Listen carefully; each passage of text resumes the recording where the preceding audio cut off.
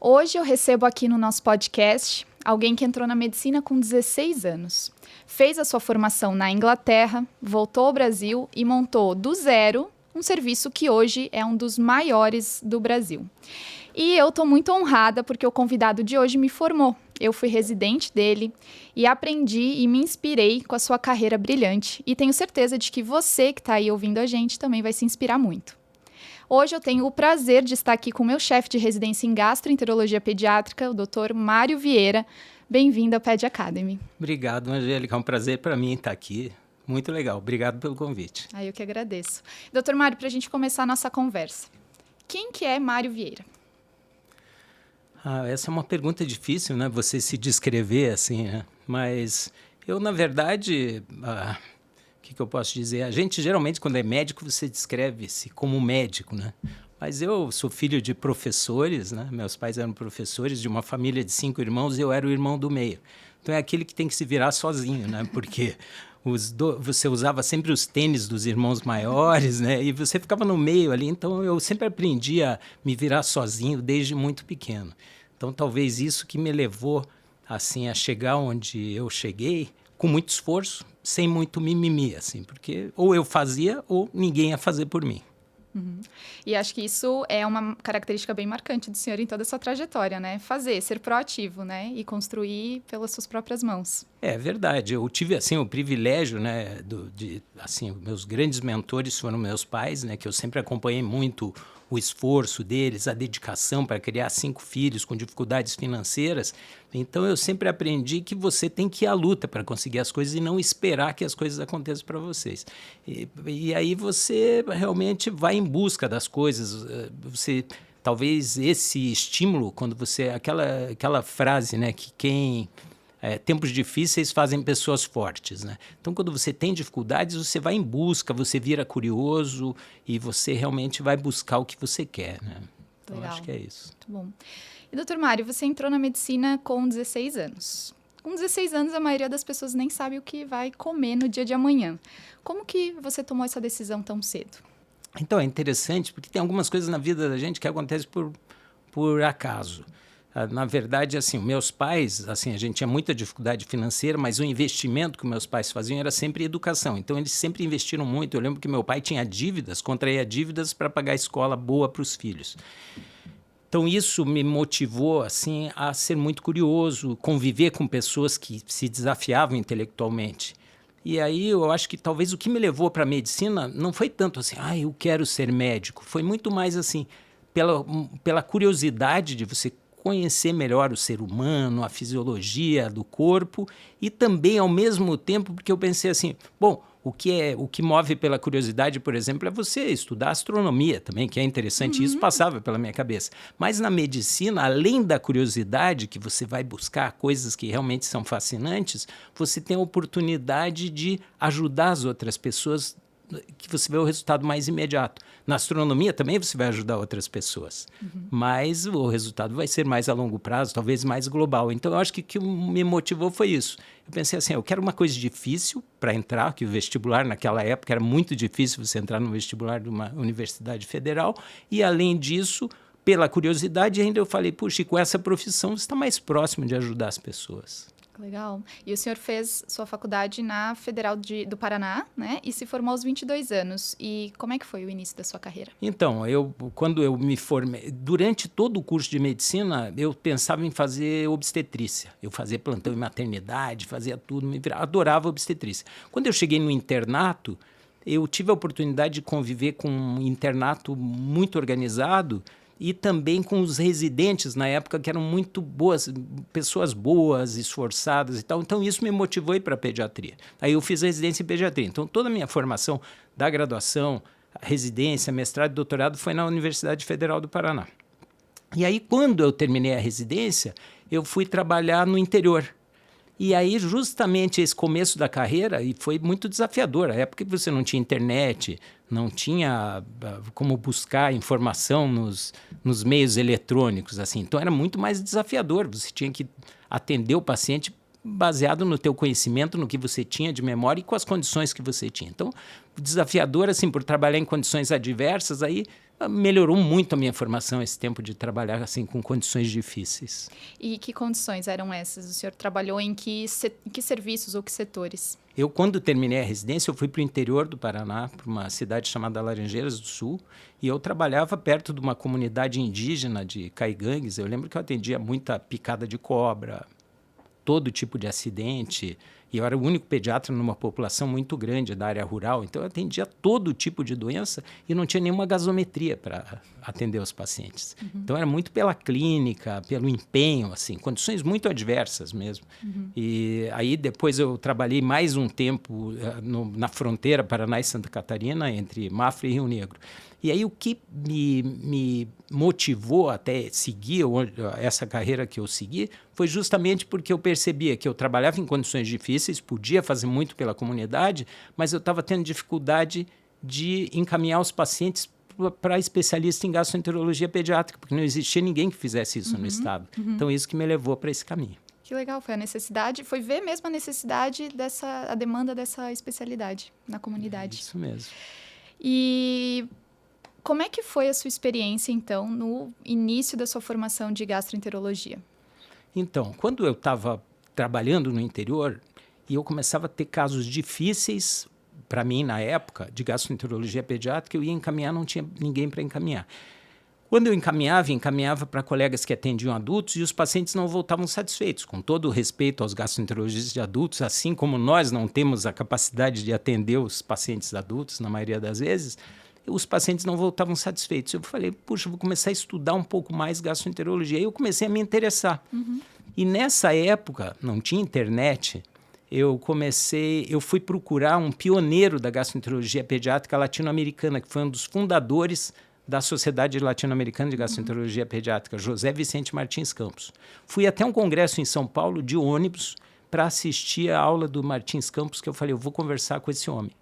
A hora que eu chego lá no congresso, deu uma inundação, uma chuva em São Paulo, ele não chegou no congresso. Acredito. Falei, puxa vida. Voltei, mas eu falei, ainda assim eu vou lá.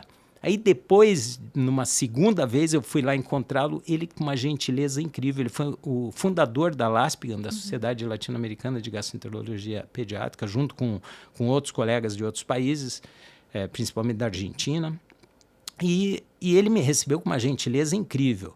E eu fui falar com ele que eu estava interessado em gastroenterologia e ele olhou para mim, ele falou assim, puxa, eu vejo que você está bem motivado para vir até aqui falar comigo. E eu falei, puxa, será que não tem problema? Eu já estou um tempo fora do meio acadêmico. Ele falou, não, muito bem diferente disso. Você está buscando algo porque você amadureceu essa ideia e sentiu essa necessidade e tem essa vocação. Aí ele falou assim, olha, você acha que você tem condição de fazer tua formação no exterior? Eu falei, sim. Eu dizia sim de qualquer jeito. Porque é assim, né? Você vai se desafiar, depois você vai ver se vai dar certo. Eu falei, sim, eu não tinha dinheiro, nada, não tinha condição para ir. Aí ele falou, então tá, vou te dar esse nome. Aí ele me deu o nome de um dos pioneiros da gastroenterologia pediátrica mundiais, que é o John Walker Smith. É um dos fundadores, que começou a gastroenterologia pediátrica lá nos anos 70, junto com colegas dos Estados Unidos, da França. E ele me deu esse contato. Você não tinha internet, você não mandava um e-mail. Aí eu mando uma carta, mando meu currículo, vai e volta a carta. E ele fala assim, olha, fala para o John Walker Smith que é a minha indicação, que eu que indiquei para você falar com ele. Aí, entre indas e vindas de correspondências, ele falou assim, mas antes, para você ver se você gosta da especialidade, eu vou sugerir que você vá para Campinas, lá na Unicamp, para ver se você gosta. Eu tenho aqui, ele falou com o Dr. Colares, que era o chefe do serviço na época, e eu passei lá um semestre na Unicamp para ver se eu gostava da especialidade. Enquanto isso, fui escrevendo vai e volta a carta, e aí o John Walker Smith me aceita para um fellow lá com ele em Londres, que era o Hospital São Bartolomeu, que é um hospital que foi fundado em 1131, no centro de Londres, e um outro hospital na periferia, que a gente trabalhava com a população mais carente, mais asiática, no leste de Londres, que é o Queen Elizabeth Hospital. E aí eu fiquei lá esse período de 92 a 93, tive a oportunidade de conviver com os grandes nomes da especialidade, os pioneiros, assim. Só para você ter uma ideia, quando eu estudava na biblioteca do Barts, do Hospital São Bartolomeu, eu, na estante aqui, tinha uma amostra da coluna do Pott, do que descreveu o mal de Pott, da tuberculose da coluna. Ali tinha os manuscritos do William Harvey, que descreveu a circulação do sangue, o Samuel Dee, que descreveu a doença celíaca, todos trabalhando. Então, você estava assim no meio de um templo da história da medicina. Então, eu tive uma oportunidade de me sentir mais motivado. E nessa época não tinha internet, você não tinha recursos digitais, assim. A internet começou um pouquinho depois disso. Então, foi um desafio para mim. E o senhor ficou lá 1 ano, 2 anos? Eu fiquei de 92 a 93 e vim em 94. Legal. A gente vai conversar um pouco sobre a sua formação lá na Inglaterra, mas eu quero perguntar uma outra coisa. Você já falou, em alguns outros momentos, que a medicina precisa caber na vida e não o contrário. Como é que faz para conciliar tudo? Família, amigos, profissão, o esporte, né, que o senhor é corredor. Como que faz para conciliar tudo isso? Isso é um desafio, mas eu percebo assim que as coisas, se você realmente quiser, você faz. Eu sempre fui de, talvez, dormir muito pouco. Então, a minha esposa, eu vejo essa história de esporte vem desde o meu pai. Meu pai era remador na adolescência. Meus pais são de São Francisco do Sul, em Santa Catarina. E eles vieram morar para Curitiba logo que casaram. E eu e meus irmãos nascemos em Curitiba, mas eu tenho as raízes, sou mais ou menos seu conterrâneo, assim. E, então, meu pai sempre estimulou muito o esporte. Eu lembro que mesmo, de novo, sem condições financeiras, o meu pai lá, a gente era muito de competir, a gente jogava competitivamente nos times do colégio e tal. Meu pai estava lá domingo de manhã levando a gente de ônibus para a competição, fazia o cafezinho da manhã para a gente ir melhor. Então, ele sempre estimulou muito. E aí, ao longo da carreira, como eu sempre fiz esporte na minha vida, no começo eu jogava competitivamente no colégio, mas depois, já um pouco mais para frente, eu comecei a nadar quando eu estava lá na residência. Depois eu fiz algum tempo de triatlon, corri algumas maratonas, meia maratona, corrida de montanha, aquelas coisas que a gente faz, né? E aí você encaixa isso. Porque assim, eu e a minha esposa, a gente alternava. 6 horas da manhã eu estava na água, ela estava cuidando do café da nossa filha e levando para a escola. No outro dia, a gente alternava, era eu que fazia isso. Então, assim, acordar cedo e encaixar as coisas no teu tempo. E a atividade, você fala assim, como encaixar isso tudo com a medicina, isso é fundamental, porque senão você se apresenta, você é o médico, você é o profissional, mas você não tem a vida pessoal. Eu acho que essas coisas têm que andar junto. Você até consegue desempenhar melhor o seu trabalho se você tiver cuidar da sua saúde, da sua família, dar atenção para os seus amigos. Isso é muito importante. Concordo plenamente. E nunca esqueço que uma vez você falou para mim que uma das melhores formas de conhecer uma cidade era correndo. Que o senhor gostava de correr pela cidade, ia para um congresso, né? Ia treinar e correr e conhecer a cidade. É isso aí. Muito legal. E já eu acho que vou contar uma historinha sua. Uma vez a gente estava num congresso. Vou até tomar uma vez. A gente estava num congresso e a Angélica falou: vou correr amanhã. Eu te convidei para correr e foi uma corridinha pesada lá numa areia fofa, num congresso lá no Nordeste. Né? Foi, doutor Mário me deu uma surra quase ali, um suador que eu falei, desisto, vou voltar pro hotel, não aguento mais correr aqui na areia. Doutor Mário continuou, foi. Mas um dia você paga o preço, assim, né? Sempre tem alguma coisinha, alguma lesão vai aparecendo. Então, é bom achar um equilíbrio, assim. E a gente, na verdade, na nossa profissão, você não consegue também só treinar. Mas que é importante, né? E aí, uma lesão vem aqui, outra ali, e aí é normal. Vida de atleta, né? Vida de atleta. Bom, depois que você fez a sua formação lá na Inglaterra, voltou para o Brasil. Como é que foi essa decisão de voltar, né? Por quê? E como é que foi chegar aqui e não ter o serviço, montar o serviço do zero? Então, isso foi muito interessante, porque quando eu estava lá, eu trabalhava no serviço de referência em gastroenterologia pediátrica da Europa. A gente via pacientes, na época que o Reino Unido ainda fazia parte da Europa. E a gente via pacientes de todos os lugares, com doenças complexas. A gente já via muita doença inflamatória intestinal. E o serviço que eu trabalhava, ele tinha um interesse especial em imunologia gastrointestinal.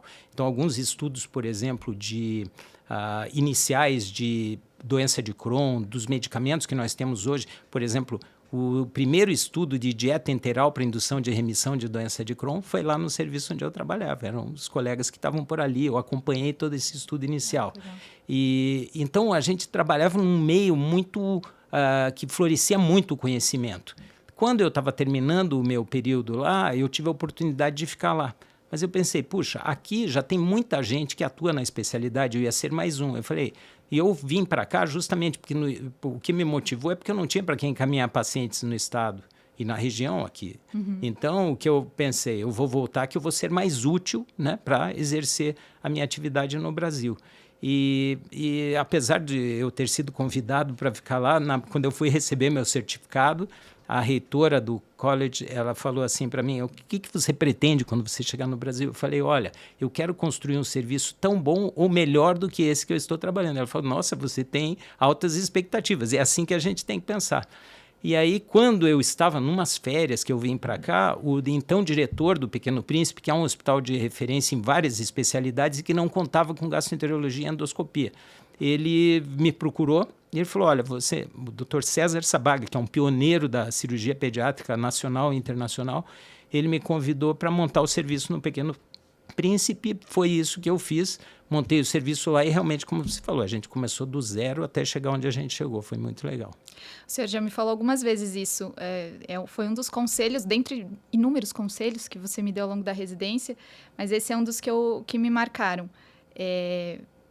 Ter a ambição de construir um serviço tão bom quanto aquele no qual me formei, né? Ou seja, buscar o melhor, ir atrás do melhor, isso eu levo muito comigo. Estou tentando, doutor Mário, mas estou tentando. E durante esse processo, né, de construir um serviço do zero, pensou em desistir alguma vez? Não, isso não passa pela minha cabeça. Assim. Então, se você tem dificuldades, você tem que achar um caminho para superar as dificuldades. Eu acho que uma coisa que a gente aprende, né, agora olhando para trás, eu sempre fui muito imbativo, assim, muito assertivo, e eu acho que isso tem o lado bom de você não ter assim meias palavras e ir em cima, mas também a gente aprende a ser diplomático em algumas situações. Para você construir um serviço, você vai encontrar barreiras. Muitas barreiras de todos os lados. Aí você, ao invés de tentar quebrar todas essas barreiras, criar mais conflito, você pode, com uma certa diplomacia, aí a política boa, né? Não essa política partidária que a gente vê aí, mas a política boa é de você saber negociar para chegar num objetivo, que lá na frente dá certo, mas desistir nunca passou pela minha cabeça. Que bom, né? Que hoje a gente tem esse serviço tão consistente. Eu quero aproveitar e confessar uma coisa aqui. Quando eu entrei na residência, lá no Rio, na residência de pediatria, eu cheguei para os R+, e perguntei, quem que é o chefe mais acadêmico aqui? Aí o pessoal falou, doutor Mário. Aí eu fui lá e eu queria fazer meu TCC, né, com você. E eu lembro que era uma época que o senhor estava com muitas atividades e não poderia assumir, assim, a orientação do TCC. E eu fiquei ali incomodando. Aí você falou, tá bom, né? Não aguento mais essa menina aqui me incomodar. Tá bom, eu vou orientar. E aí, fizemos meu TCC da pediatria. Depois, também, muito por conta disso, eu quis fazer gastropediatria e depois mais um TCC da gastro. E hoje, né, vendo essa trajetória toda acadêmica, o senhor tem mais de 75 artigos publicados, inúmeros capítulos de livro, aula em todos os países do mundo, enfim, é convidado para dar aula em todos os lugares. Da onde veio essa veia acadêmica, né? E como conseguir conciliar pesquisa, assistência e ensino? Isso realmente é um desafio. Assim, olhando para trás, eu quando tinha 15 anos de idade, 16 anos de idade, eu era muito tímido. Eu já, assim, falar em público nem pensar, eu era muito introvertido mesmo. Mas, de novo, né, você tem que se desafiar. Eu pensei, puxa, se eu for assim, sempre, onde que você vai chegar? Né? Então, você tem que ir se desafiando. Quando eu olho para trás, assim, eu fico pensando, quando eu estava atendendo um índiozinho com picada de cobra lá no interior, e depois onde eu cheguei, do ponto de vista acadêmico, não dá nem para acreditar, porque é um contraste muito grande. Então, eu acho que as coisas foram acontecendo para mim. E dependendo do meio que você está, eu acho que talvez um ponto muito importante para a carreira de qualquer jovem que esteja nos ouvindo é que a escolha do mentor talvez seja a escolha mais importante na sua carreira profissional. Porque você vai encontrar alguém que realmente você perceba que ele vai te estimular. Assim, não vai sonegar informações, isso é muito importante. Então, eu tive essa oportunidade, desde o professor Martins Campos, que era um pioneiro da gastroenterologia pediátrica na América Latina, até o John Walker Smith, eles foram muito generosos em compartilhar conhecimento. E eu aprendi com eles a não dizer não. Se eles falavam... Eu nunca me esqueço, nos meus primeiros dias em Londres, eu estava ainda enferrujado. eu cheguei numa segunda-feira, na sexta-feira tinha que apresentar um caso clínico com a equipe da gastro, uns pesquisadores, equipe da radiologia e tal. Quem apresenta? Tinha eu e mais 2 colegas que eram minhas contemporâneas. E ele falou, quem vai apresentar? Todo mundo ficou quieto. Eu falei, bom, lá vou eu, né? Vou levantar a mão. E fui, me desafiei. Fiquei a semana inteira me preparando para aquilo com ansiedade, estresse, mas eu falei, vou me desafiar. Então, talvez o que me motivou era nunca dizer não para essas oportunidades e sempre me desafiar. Mesmo que eu percebesse, puxa, eu acho que eu não vou dar conta, não, eu vou lá. Se não der, pelo menos tentei. Então, isso aconteceu na minha... Talvez a oportunidade que eu tive, por exemplo, fui convidado para dar aula em outro país, num congresso. Pô, aquela ansiedade que dá e tal, mas mesmo assim eu aceitava. Fui convidado para participar de uma pesquisa, escrever um artigo, vou lá aceitar. E às vezes não tinha nem tempo. Quantas vezes eu trabalhei sábado, domingo, mas sempre dava um jeitinho. Acordava cedo, ia correr e tal, almoçava com a família e tinha sempre o tempo para... Então eu acho assim, que sempre aceitar os desafios e não refugar se aparecer uma dificuldade. E eu acho que isso que me levou. E aí, como eu trabalhava e tinha contato com pessoas do mais alto gabarito, eu aceitava um convite, fazia bem feito, aí aparecia outro. E aí foram surgindo essas oportunidades de pesquisas, publicações e para dar aula em congressos também. E hoje a sua principal atividade é mais em pesquisa e acadêmica ou hoje é mais em assistência? Então, é uma mistura. Quando os colegas do exterior vêm nos visitar aqui, eles dizem assim, como é que você consegue fazer tantas coisas? Porque a gente tem colegas no exterior, por exemplo, que pesquisam, que publicam 10, 15 artigos por ano, mas atende paciente uma vez por semana só. Tem 10 alunos de PhD fazendo as pesquisas, aí vamos trabalhar.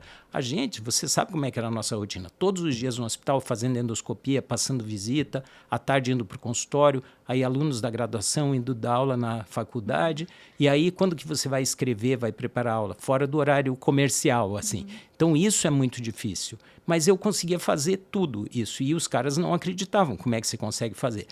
A grande vantagem é que, com o passar do tempo, desde que eu comecei o serviço, eu fui montando uma equipe de colegas agora que foram formadas por nós e que elas foram também assumindo algumas atividades. Aí a gente conseguiu dividir as atividades, quer dizer, compartilhar os bônus e o ônus também de trabalhar. E eu acho que isso é importante. Você, para crescer, não pode crescer sozinho. Você tem que se cercar de pessoas que têm o mesmo propósito, tem um interesse os mesmos interesses também, e aí todo mundo se ajuda. Por isso que eu consigo ainda fazer muita coisa. E atualmente, desde há 2 anos, que fez 30 anos que eu montei o serviço no hospital, eu realmente diminui minha atividade no hospital. Agora eu vou no hospital uma vez por semana, participo de algumas reuniões, ajudo em algumas coisas da parte acadêmica, assim, nos trabalhos dos residentes, algumas reuniões clínicas, troco algumas ideias, mas não estou naquele dia a dia que, principalmente, além de atividade acadêmica, ensino e pesquisa, tem a burocracia. Porque quando você é chefe do serviço,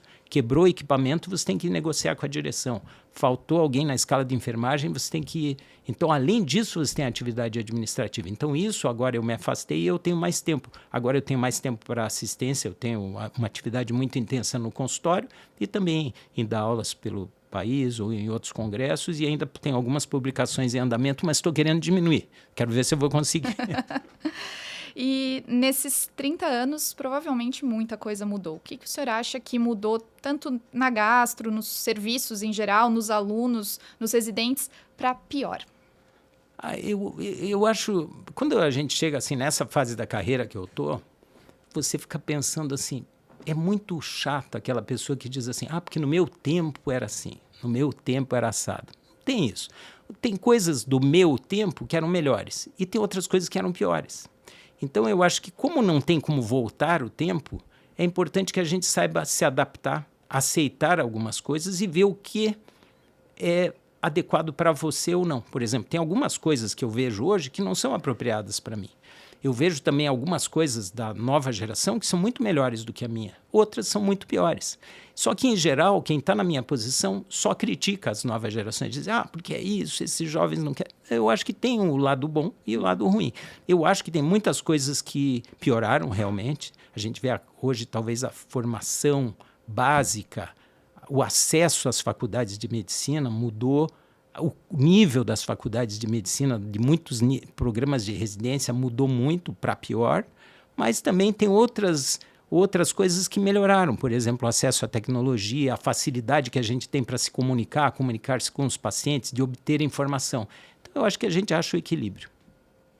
Bom, e o senhor é um dos pioneiros da endoscopia pediátrica e hoje ainda são poucos profissionais que fazem endoscopia em crianças.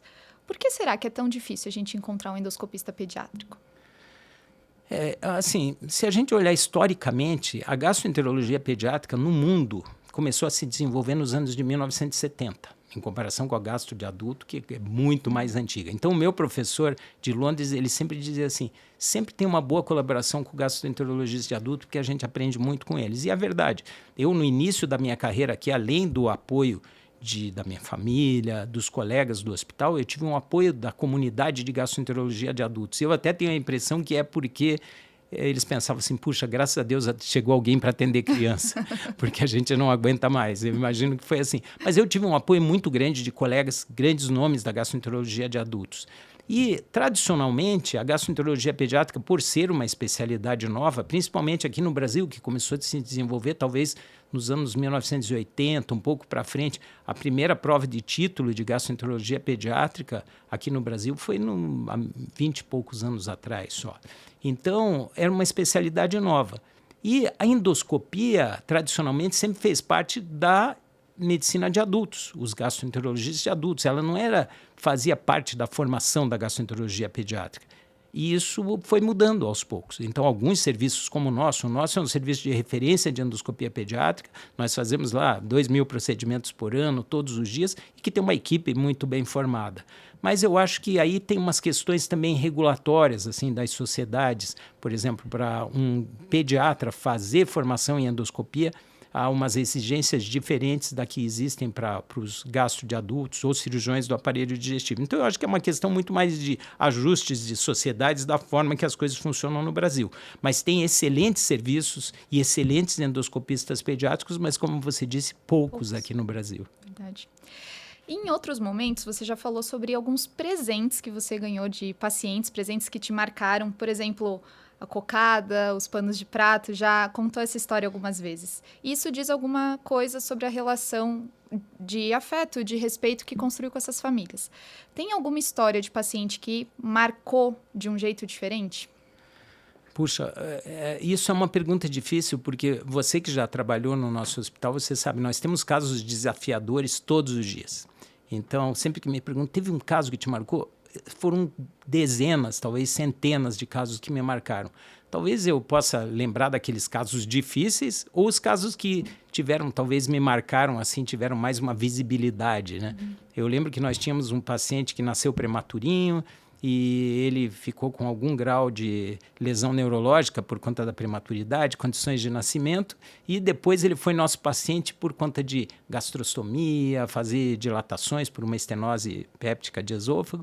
E esse menino, ele foi crescendo, se desenvolvendo, uma família extremamente dedicada, os pais, a avó, e esse menino virou atleta paralímpico e foi medalhista numa Paralimpíada. Então, isso foi muito legal, porque a gente acompanhou a evolução, as dificuldades, a superação da família para vê-lo chegar onde ele chegou. Isso é muito legal, porque a gente, como pediatra, a gente quer dar qualidade de vida mesmo para os nossos pacientes, né? Quer que eles tenham uma vida plena. Então, poder participar disso, né? E ver onde eles chegam e o que alcançam, assim, é muito, muito recompensador mesmo. Doutor Mário, agora vamos passar para pontos difíceis aqui. Quais os maiores mitos ou charlatanismos da gastropediatria hoje? Eu tenho visto isso às vezes. Eu te confesso que eu não sou muito rede social, assim, mas eventualmente eu vejo algumas coisas, assim, alguém fala mitos, charlatanismo. Eu me preocupo um pouco no sentido de quando a gente vai julgar a conduta de alguém, a gente parecer arrogante, parecer que você está querendo impor a sua opinião. Então, eu acho que até a gente chamar algo de charlatanismo pode ser perigoso. Eu sempre, quando eu vejo um paciente, por exemplo, no consultório, que veio com uma conduta da mais bizarra possível, no meu ponto de vista, e a família muitas vezes me pergunta, olha, quer dizer que o meu médico fez errado? Eu falo, não. Olha, eu acho que o seu médico, ele tomou essa conduta naquele momento porque foi uma decisão daquele momento. Eu agora estou num outro momento que eu estou olhando a história para trás, retrospectivamente, talvez seja muito mais fácil, né? E eu vou dar minha opinião e eu não quero que você perceba isso como um julgamento ao que o seu médico fez. Mas cada um tem uma forma de ver as coisas, não perceba isso como uma crítica. Então eu sempre tenho esse cuidado. Mas eu digo assim, talvez na gastroenterologia pediátrica, e talvez em geral na medicina, a gente vê muita informação distorcida, baseada em informações que surgiram não sei de onde, mesmo sem evidência científica, ou existem alguns exageros. E eu acho que o que mais me preocupa, que eu vejo mais no dia a dia, eu acho que é desafiador. Você sabe, né, no nosso dia a dia a gente vê pacientes com os maiores espectros de gravidade. Aquele bebê com cólica absolutamente saudável e um paciente, por exemplo, com doença de Crohn fistulizante. Então são os extremos de gravidade. E o que mais me desafia, paradoxalmente, são esses bebês que não têm nada. É o bebê que chora excessivamente, que tem cólica, que tem o que se chama hoje de distúrbio de interação do eixo cérebro-intestino e que está cheio de medicamento, foi submetido a inúmeros exames sem necessidade. Então, eu acho que talvez isso me marque muito mais do que eu dizer assim, olha, um paciente com doença de Crohn fistulizante, ele demorou para colocar biológico. Eu acho que esses pacientes em que está havendo exagero. Então, eu acho que talvez o maior problema é a iatrogenia que se cria em pacientes baseados em conceitos totalmente equivocados. Perfeito. E hoje a nossa comunicação está muito mais fácil por conta de WhatsApp, redes sociais, internet, mas, ao mesmo tempo, os pais já vêm com um diagnóstico pronto para a gente no consultório. Isso o senhor acha que é melhor, pior no atendimento? Como que o senhor lida com essa situação no consultório? Então, eu acho que, de novo, né, aquela história, no meu tempo não tinha isso. E a gente vê muita gente falando, o paciente já vem e ele foi no Dr. Google. Eu não vejo problema nenhum.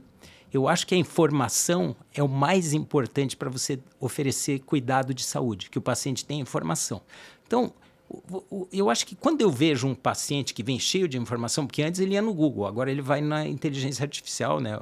Vai no Gemini, no ChatGPT, vai buscar e ele acha informações consistentes. Só que ele não está preparado para interpretar essas informações. Eu sempre digo para os pacientes, olha, se você puser no Google dor de cabeça, cefaleia, tem gente que tem uma enxaqueca leve, tem gente que tem um tumor cerebral, você já vai achar que tem um tumor cerebral. Então, para interpretar, você precisa de uma formação sólida. Não é uma pesquisa de 30 minutos no ChatGPT que vai te dar o conhecimento de um médico que estudou 20 anos para isso. Mas eu não acho que é um momento de confrontar. Essa é a hora que eu costumo dizer assim, olha, eu estou aqui para ajudá-los. Eu gostei dessas informações, mas eu vou te dar umas informações, eu vou te ajudar a filtrar e interpretar essas informações.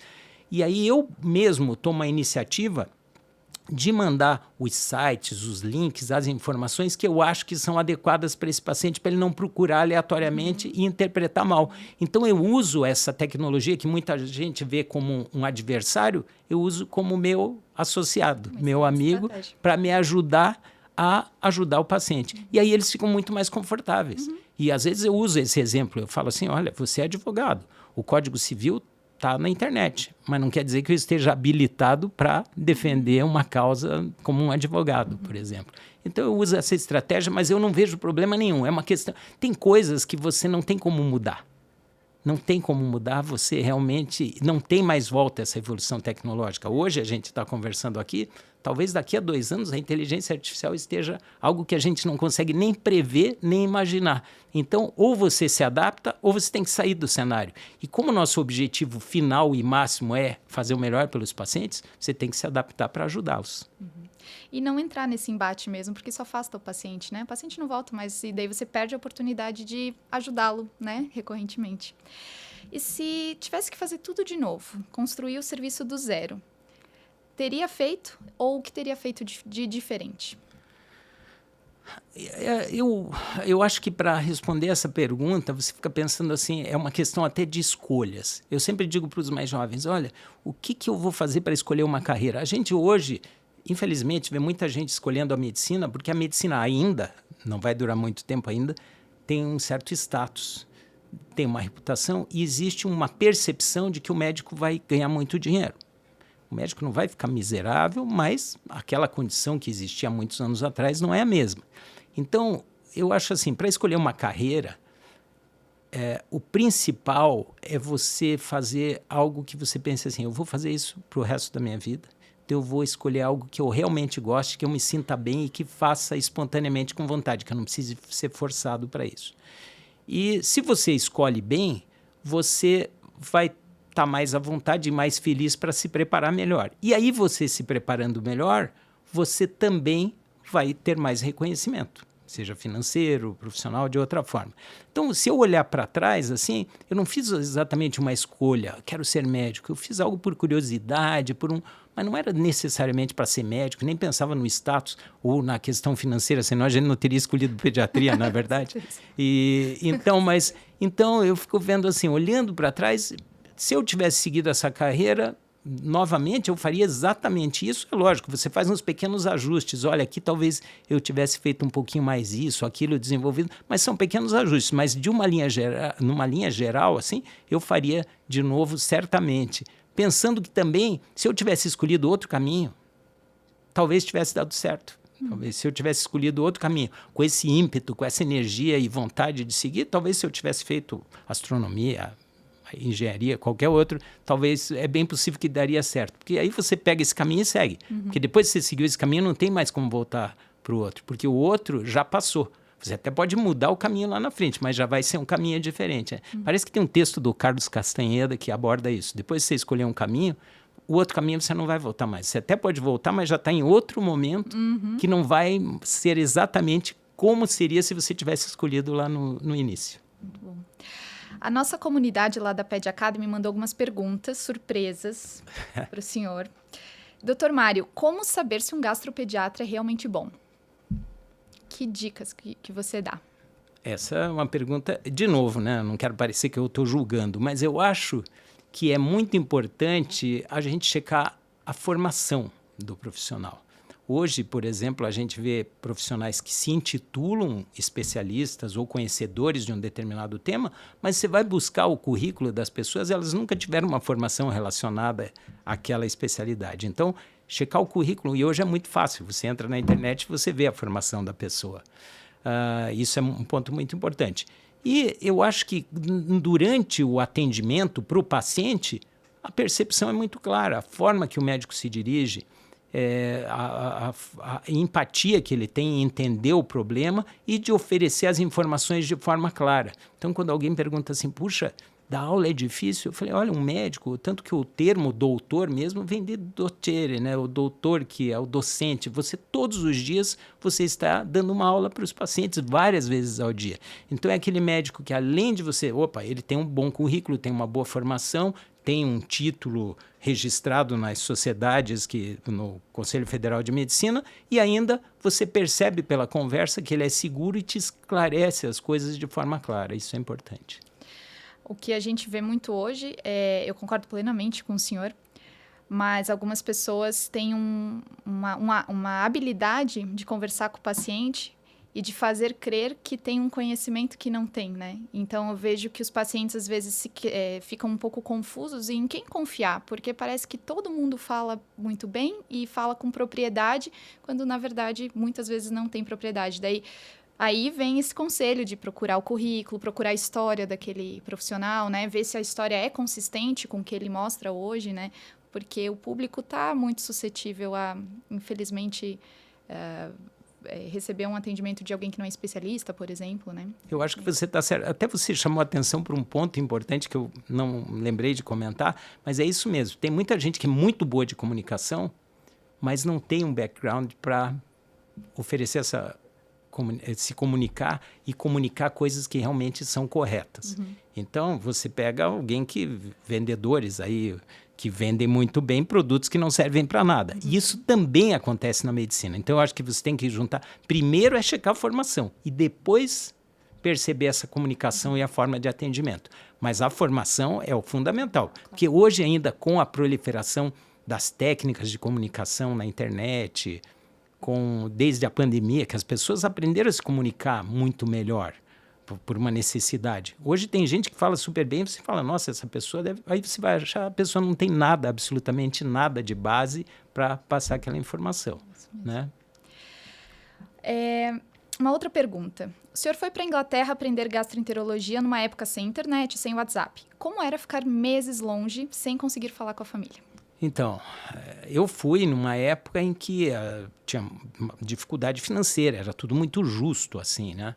E a minha esposa, Heloísa, que é pediatra, ela trabalhou em UTI, terapia intensiva neonatal e UTI durante muito tempo no hospital aqui em Curitiba, e nós ficamos separados. Então, durante 2 anos, nós nos vimos 2 vezes, talvez.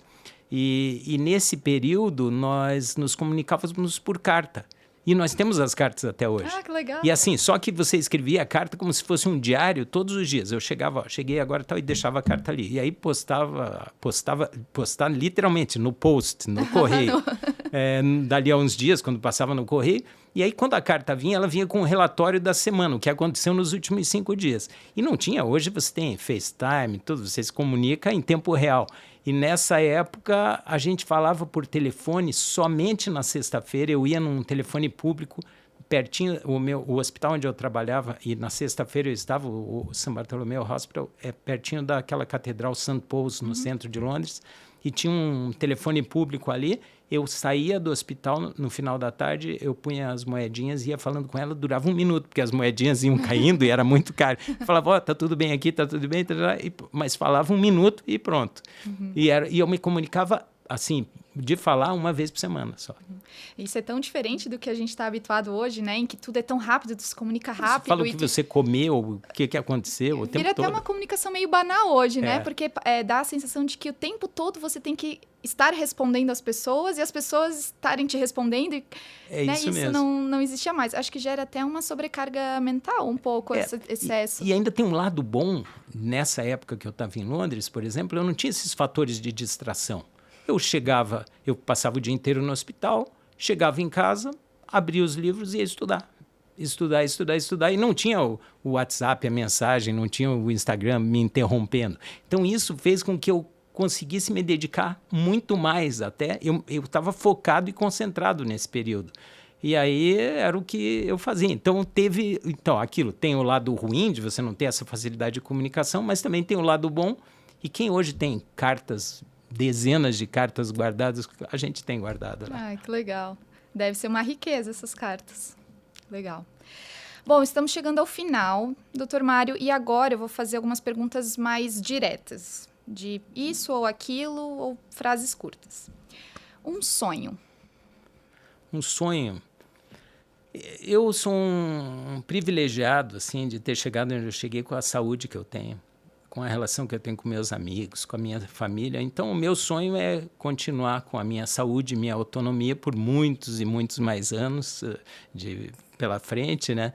E também com essa relação boa que eu tenho com amigos sinceros e com a minha família, que é muito próxima. Então, quero ter saúde para curtir tudo isso por muito tempo. O senhor planeja chegar aos 100 anos? Mais, se possível. Quem gosta de viver nunca pensa que quer ir embora desse planeta. Então, para mim, quanto mais com saúde e autonomia, melhor. E o senhor prefere o residente que questiona tudo ou o residente que executa sem questionar? Isso você já sabe a resposta. Mas, assim, eu sempre fui um incentivador do pensamento crítico. Eu sempre disse isso para alunos e residentes. Não aceite tudo que eu estou te dizendo. Vai e me questione, porque aí eu aprendo com você. Então, eu acho que isso é uma coisa importante para a gente comparar. Muita gente da nova geração está esquecendo o pensamento crítico. E a gente tem que estimular o pensamento crítico, principalmente o que vem da mídia, muita informação, não só no cenário médico, mas político, social, de conceitos. A pessoa aceita aquela informação e engole aquilo, introjeta e fica acreditando como verdade única e absoluta. Então, eu acho que talvez o que a gente mais tem que fazer com os jovens é estimular o pensamento crítico, não aceitar a informação de uma fonte só e sempre ser questionador. Isso é muito importante.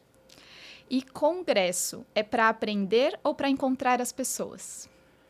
Eu acho que depende da fase que você está na carreira. No começo da carreira, sempre tem muita... A gente sempre tem a aprender no congresso. Por mais que você conheça um assunto, você não consegue conhecer todos os assuntos profundamente. Então, às vezes, eu sento num congresso, alguém está falando de um tema, por exemplo, que eu agora não atuo com tanta intensidade. Por exemplo, quando eu comecei, eu tinha que fazer gastroenterologia, endoscopia, hepatologia, terapia nutricional, tudo junto. Então, há muito tempo, por exemplo, que eu não vejo pacientes com doenças do fígado, especificamente, porque tem para quem encaminhar. Mas eu, às vezes, assisto uma aula, por exemplo, de alguém de hepatologia, eu aprendo muito. Então, eu acho que a gente sempre está aprendendo. Agora, é tão importante quanto aprender é o networking. É o relacionamento que você... Quantos trabalhos que eu fui convidado para participar, quantas aulas, por conta dessa conexão que você faz nos congressos. E aí você também mantém amizade, você tem amigos pelo mundo inteiro que você tem prazer em encontrar, transforma o congresso também numa diversão. Com certeza, é um momento muito importante mesmo, né, de troca. E para o senhor, é mais importante publicar mais ou atender mais? Talvez nos anos 90, 2000, na Inglaterra, o pessoal falava muito assim, publish or perish. Ou você publica ou você desaparece. Esse é um conceito muito bitolado, eu acho, restrito. Porque, assim, publicar muito é quem tem condições de publicar, quem está no meio acadêmico. Mas, por exemplo, tem um médico que está trabalhando no interior de Pernambuco, por exemplo, do Pará, do Maranhão. Ele tem uma relevância social tão importante quanto o cientista que está na ponta. E para os pacientes, uma relevância clínica. Então, ele é alguém que está aplicando aquele conhecimento. Então, eu acho que as duas coisas têm o mesmo peso. E para mim também. De nada adianta eu publicar 3, 4 artigos por ano e não corresponder às necessidades dos meus pacientes. Então, eu acho que tem que achar o equilíbrio e andar junto. E o fato de você não ter doutorado, não ter publicações em grande quantidade, não diminui a sua importância profissional. Porque tem muita gente que está trabalhando lá longe, na linha de frente com o paciente, e ele tem uma importância igual ou às vezes maior do que um cientista que está publicando muito. Na Gastroped Academy a gente fala muito do médico de gabinete, a gente brinca com esse termo, dizendo que é o médico ou o professor que quer ensinar, mas sem estar vendo também na prática o paciente, né? Ou seja, ele só reproduz aquilo que está no livro, mas não tem esse feeling, essa experiência clínica mesmo, né, que é tão importante quanto saber a teoria propriamente dita. E eu tive o privilégio de conseguir equilibrar essas coisas, a pesquisa, o ensino e a assistência, mas todas me brilham os olhos, assim. Quando eu estou dando aula, eu faço isso porque eu gosto de dividir o conhecimento, quando eu estou atendendo os pacientes também, e quando eu estou publicando com os colegas, sempre aprendendo, para mim é tudo ótimo, assim, é muito bom.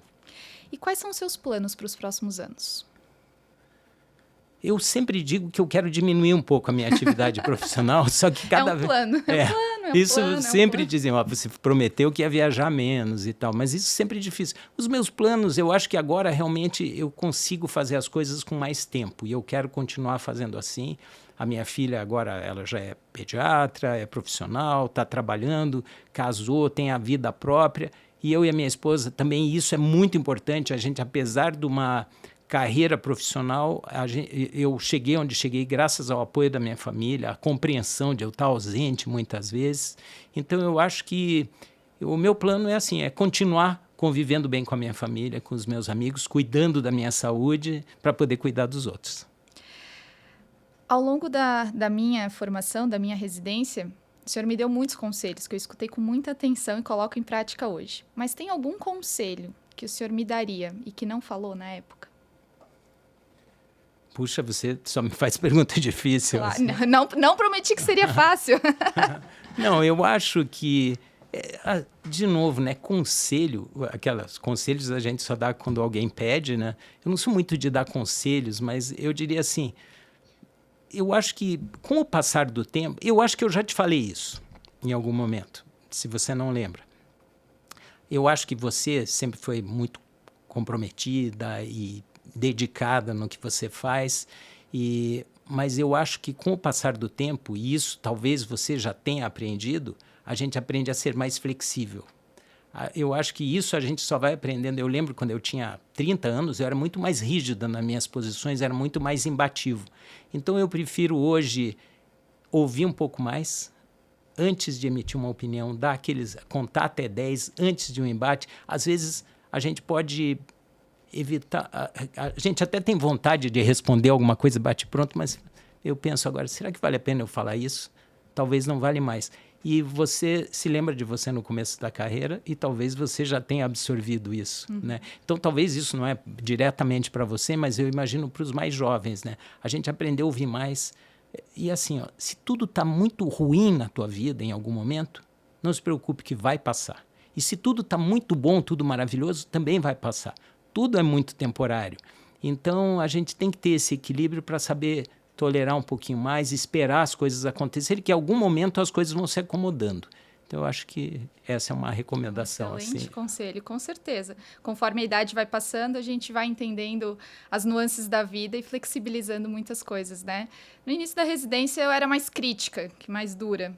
Depois a gente vai entendendo que não há necessidade mesmo, né? A maturidade vai chegando, com certeza. Doutor Mário, estamos encerrando. Tem alguma coisa que o senhor gostaria de dizer que não disse hoje ainda? Olha, Angélica, primeiro eu quero agradecer. Para mim foi muito legal vir aqui. Eu não sabia exatamente como é que ia acontecer, né? Hoje tinha sido um dia corrido, assim, para mim. Mas eu acho que talvez, se eu deixasse uma mensagem, algo que eu já falei, mas eu reforçaria, assim. Se a gente for escolher um caminho, seja qual for, em qualquer profissão, ter certeza que você realmente gosta, que você está feliz. Porque você percebe quando as pessoas estão felizes.